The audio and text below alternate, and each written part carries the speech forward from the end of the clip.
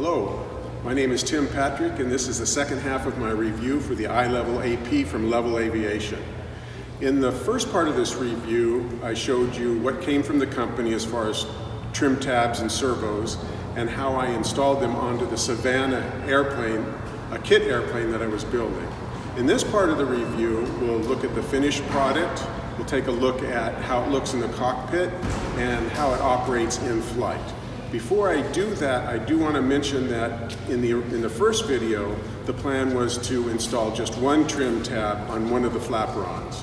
But because I do have heavy and long flaperons, I ended up putting on one trim tab on each of the flaperons. So if you're in that situation, if you don't have traditional ailerons, it's something you might want to consider.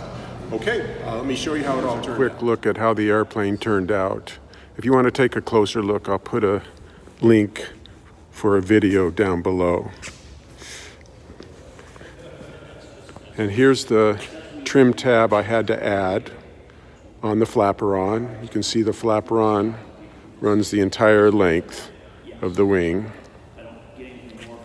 Here's the underside, and it is flush mounted. I was nervous about doing this because I wasn't sure how I was going to route the wires and pull the wires. But it turned out pretty well, I thought. It wasn't as difficult as I thought it would be. That's the extent of what's exposed, that little 4-inch wire right there that runs from the fuselage up to the bottom of the flaperon.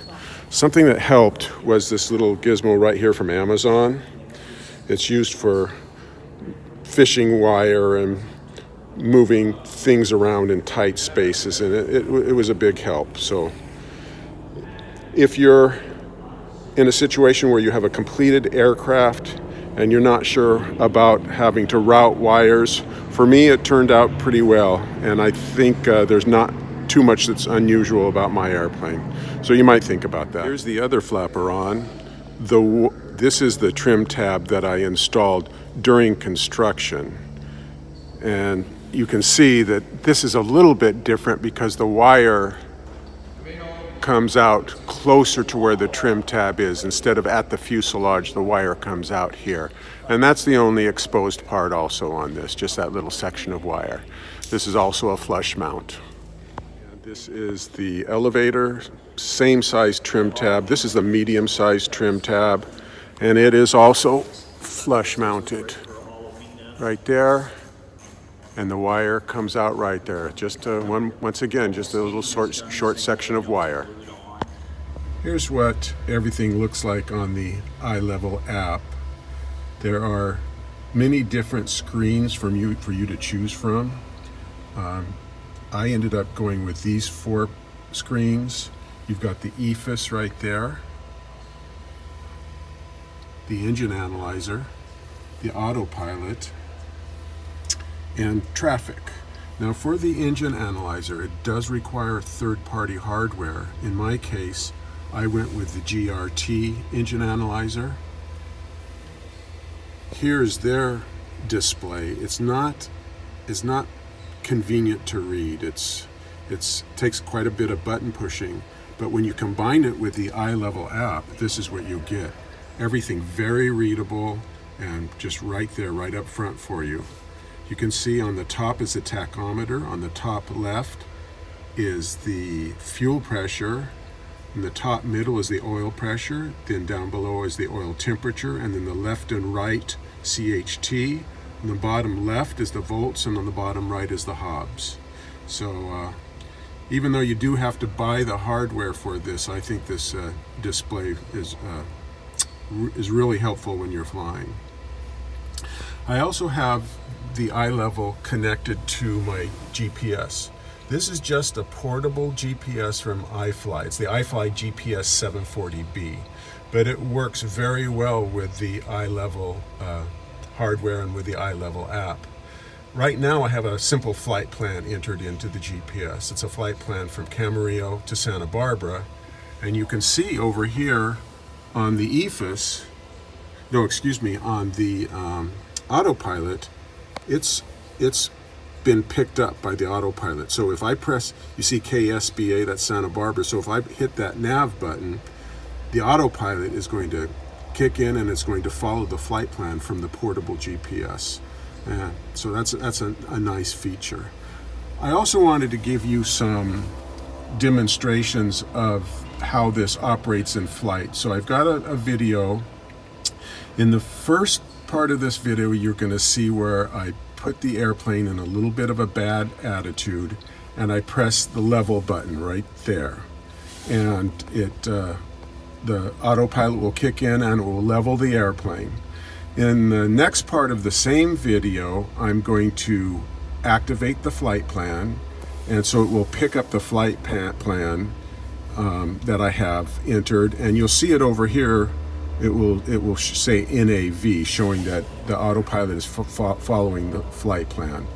In the last part of the video, I adjust the altitude just a few feet. I was like at 8,400 and I went to 8,500. So I entered that in there and it took me up there and it leveled off. This is just to give you a little demonstration of the capabilities. Please pardon the glare and the shaky camera. Hopefully you'll get some good information out of this.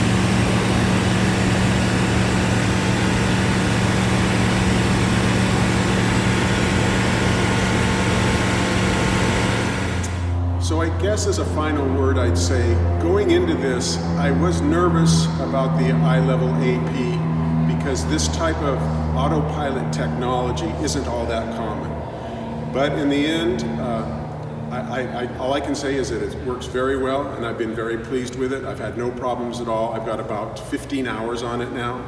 And the other important thing to consider when you're looking at this product from Ilevil Aviation are the other things that it provides, the other capabilities. For example, it has the ADS-B in, including traffic and weather, the WAAS GPS, and the engine analyzing capabilities. So when you put all that together, it was a lot of value for the money. It was a lot of things I was going to need anyway, and it came in one package.